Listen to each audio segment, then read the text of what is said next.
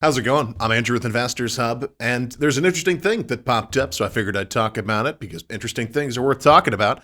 And there's this new Chinese ride-sharing company called DiDi. Released its new on the market. It IPOed yesterday, and they were supposed to IPO around $13 or $14, which would put it at a total market cap of about $64 billion, and that's what the insiders bought the shares for. Whenever it IPO'd at around noon yesterday, it popped onto the market at about $18 a share, and like every single IPO ever for the past long while, it sold off just straight down, and it sold well to about where the insiders bought the shares at about $14.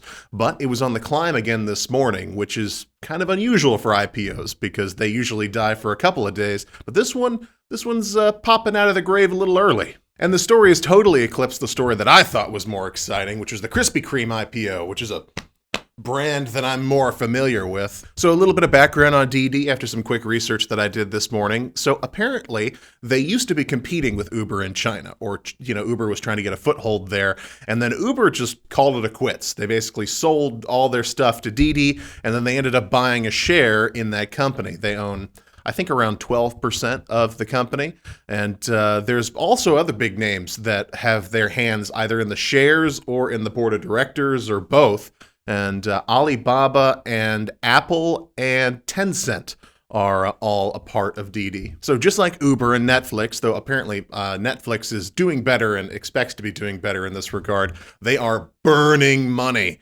They've been burning money for a long while. And I mean, it's an aggressive strategy that when it works, it works. They're just basically slaughtering money in order to take as much market share as they possibly can. They've lost billions every year, but apparently they had a pretty decent Q1 this year, which is probably why they went public. They actually made some money. They're kind of doing, it's a little bit similar to the Roblox story, which is a totally unrelated company. Roblox decided to IPO after the pandemic hit and all the kids were forced to stay home and everybody was playing their game. And so they saw a massive increase in revenue and they're like, this is the perfect time to IPO. And I assume that DiDi kind of had the same logic where it's like, well, we're finally making some money. So now we have proven that we're worth something and now we're going to IPO. So according to DiDi and the Chinese, they apparently own the largest network of electric vehicles in the world, though this includes hybrids as well. They're including that in their metric. And they own like 1 million cars, which is like, I saw the statistic was something like 40% of all electric vehicle miles that are driven in China are driven on DiDi's platform or are attached to it. And this might spark some more interest in the electric vehicle market. I mean, I know people are still excited, but they're not nearly as excited as they were a couple of months ago.